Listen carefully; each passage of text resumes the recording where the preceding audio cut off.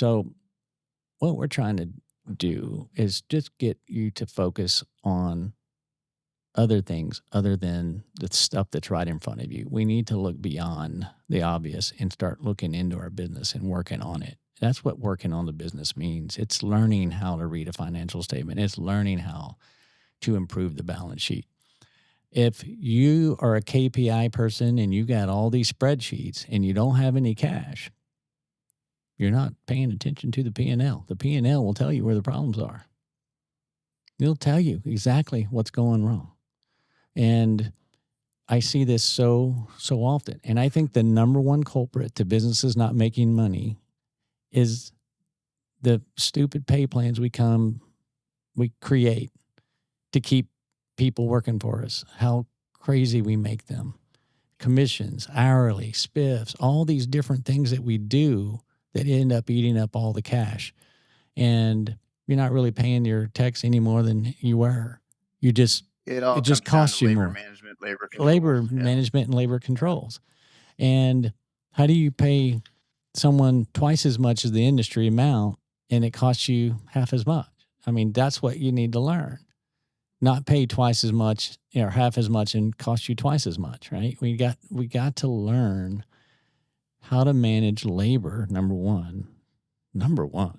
That is the biggest expense. If you were to break up your financial statements on a percentage basis for every line, there's only one line that has a bigger percentage than labor, Yeah. and it's the revenue line. So let me tell you a quick story. So number of years ago now, I actually had well, names will protect the guilty here, so I won't name too many of them. Had a guy that worked for me, was charismatic sales guy, and just one of the best salespeople I've ever met in my life, and he ended up starting his own business and did well. I had actually left. We'd finished our ARS deal. I left and was back in St. Louis for a little bit and wanted to get back out to California. And I reconnected with this guy, and his business had grown because he just attracted all the talent. Right? He taught everybody how to sell. And he went out and he recruited all of the people, and he started paying these massive. I mean, it was crazy. He was paying some people cash, like very large sums of money. And his philosophy was, hey, if I'm just going to put everything I have into marketing, and I've got all these sales guys that I can train and spin them all up, and I can get all the talent, and we can build this revenue machine. And that was really kind of the end of the plan as far as I could see, because when he called me, he's like, hey, I really need help, need your skill set, could you come out here, partner with me, let's figure this out together. And so I flew out there, started taking a look, and dove in and brought in my accounting team, and the same thing. We had 12 people in that. He had 12 people in his accounting team at that time. We brought it down to 4. Oh my gosh. And so I go in there and owed, I think we owed, it was millions of dollars of bills that we couldn't pay, right? And I was looking at the first thing you start looking at too is operational efficiencies and labor. So I said, well, who's doing the payroll? Let me see how you do the payroll. All kinds of crazy stuff going on in payroll. So I said, you know what? My first job is I'm going to become the payroll manager. So I'm managing the payroll and I'm approving commissions and everything, and they're giving it to me, and I'm going through the commission sheets, and they were all just incorrect. We weren't abiding by the payroll, like none of that stuff.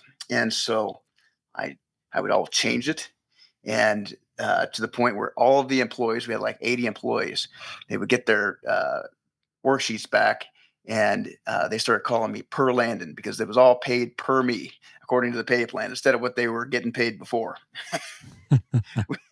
And anyways, one of the unique things that he was doing to try and uh, manage the cash flow situation was, we had some big box stores, and this was crazy when I found out he was running several $1 million through these big box stores, and decided that he, instead of informing the big box store when we would sell it, we just wouldn't tell them. And he would send somebody out to go get whatever gift cards or whatever associated with it, just send it direct to the customer and hope that the customers didn't tell the store, and he wouldn't have to pay the fee. I mean, And again, you always get caught. Like there's no sin. They're like you just can't do things that way in business for long. Otherwise, karma's gonna bite you in the ass, and it did in remarkable ways. But that was a perfect example. This business that got spun up to this, got brought down to this. Eventually, it got all of the wackiness and stuff cut out of it and became profitable. Eventually, the business became profitable and sold. But man, that was one of the wackiest, wildest ones that I've been a part of. Have you seen some pretty wacky ones? Oh, daily. Sorry, but it is daily. But it all comes down pretty much to the same thing. No one's looking at the books. They look at KPIs that they learned from a guru or from a best practice group, but they're not actually looking at the books. They're not really doing anything in the books. And when I talk to accountants, about how we make, QuickBooks, the direct integration into Sarah, and get their feedback on how they would like to see it and stuff. The first thing they tell me every time I talk to these accountants out there is, "Oh my gosh, these business owners don't even look at financial statements at all."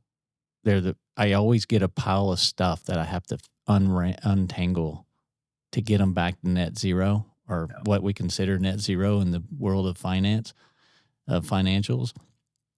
And it's the same story when I talk to them. It's every single company that comes to these accountants have such bad books, and their thoughts are the same. If they would just start focusing on this, we could really do a lot. And so it's not 9 out of 10, it's 10 out of 10.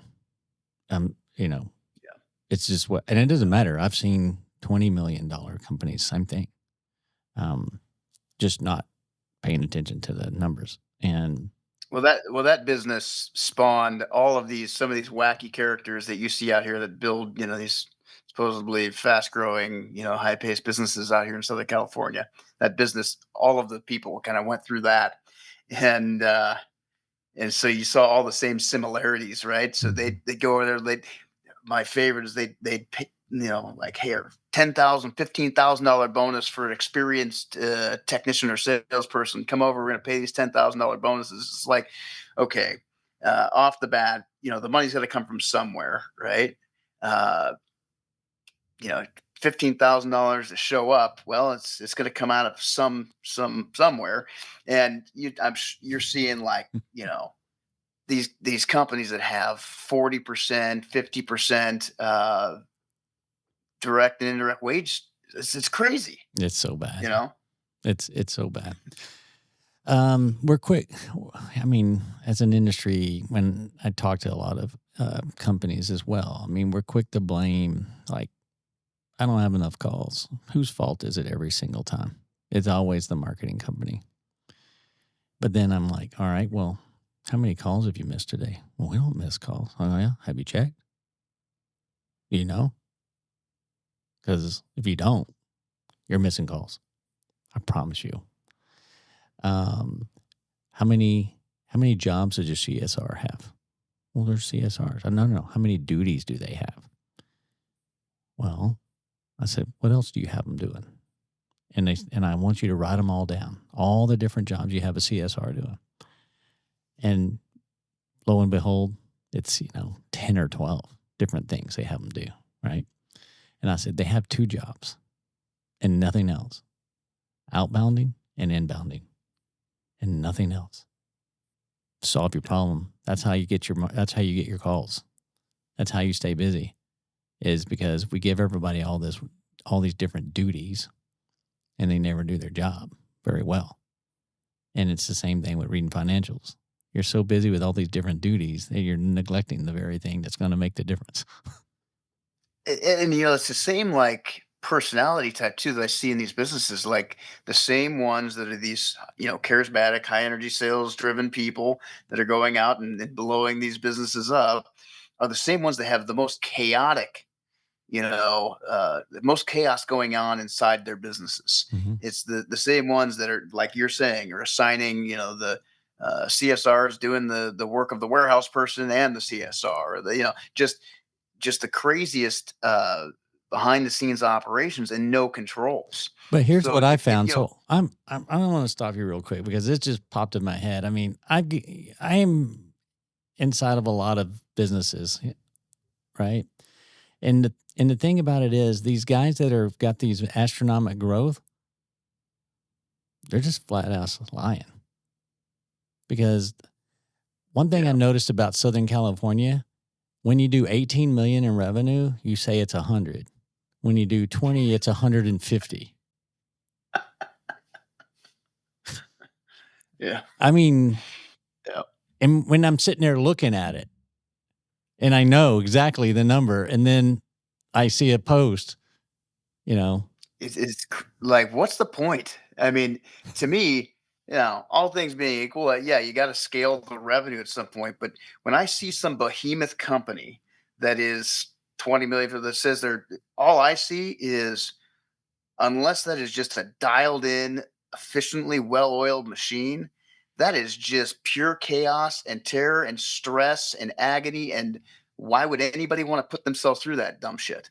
yeah, Like just dumbish. Sorry, I shouldn't say the word. Like, why would you want to put yourself in that level of potential liability, stress? It just doesn't make sense. oh, Build yourself a nice $7.5 million business that's putting 20 points to the bottom and then gradually elevate the $7.5 million. Like yeah, it doesn't make sense to just, you know, throw it all on black and right. roll it and then we'll focus on profitability when we get to 25 million. It's the dumbest thing I've ever heard.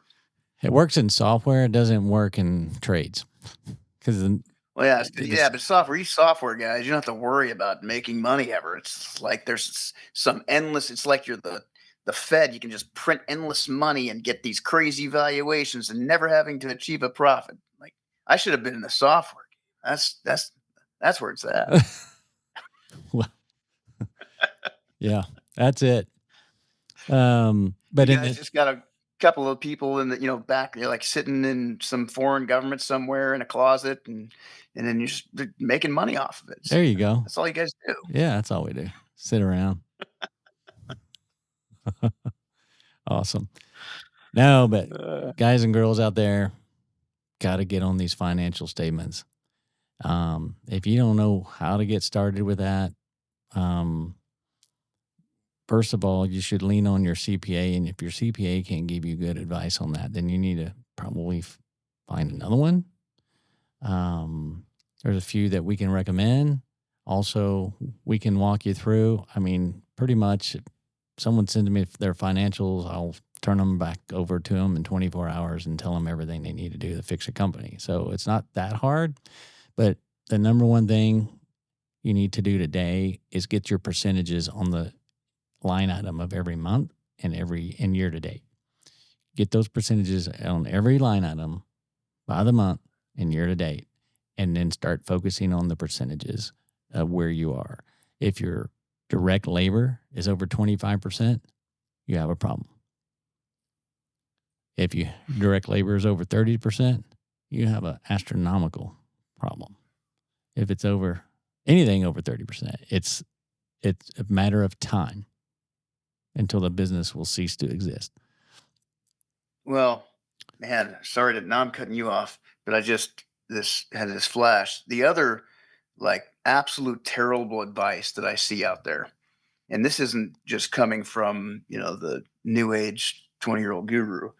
This is like coming from big organizations and older established different groups, but this push to be all things home services is potentially one of the most dangerous pushes that you can see. I've worked with some people that actually came from outside the industry in a few cases and bought into the industry, and then we're told, hey, air conditioning, well, you got to do plumbing too and do electrical and do roofing like it, and they just go out and they get the license, and then they put the money out and they're generating sales, and but it's just there's nothing at the bottom of it. So my position is I agree. I think you should do, multi trade. I think there's a lot of advantages in multi trade, but don't do it until you mastered one trade. Don't do it until you've built a system whereby, you put your, 25 cents in and it comes out, $2 at the bottom or whatever. Like, until you've built that profitable infrastructure,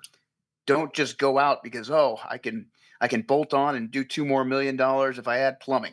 Don't do that. Thinking about the Build top line doing vanity that. pro Yeah, yeah, that's they all encourage it to generate more top line revenue, and then sure, you can offer more customers, more, same customer base, more services, make more money. Like, I get the logic behind it, but it's potentially catastrophic if you don't have a very solid foundation built. Now you're just adding it because it's way more difficult than they make it sound. No BS with Billy and Landon is produced and delivered to you by Sarah Systems. At Sarah Systems, we've created a better way to run your home service business and unlock unprecedented growth. Our field service software was designed by real home service professionals to help you save steps, charge for previously unbillable time, and win more business. But the true change requires more than software. Our live coaching helps you understand and control the aspects of your business that matter most. It's about time for a new era of service, and we're leading the way.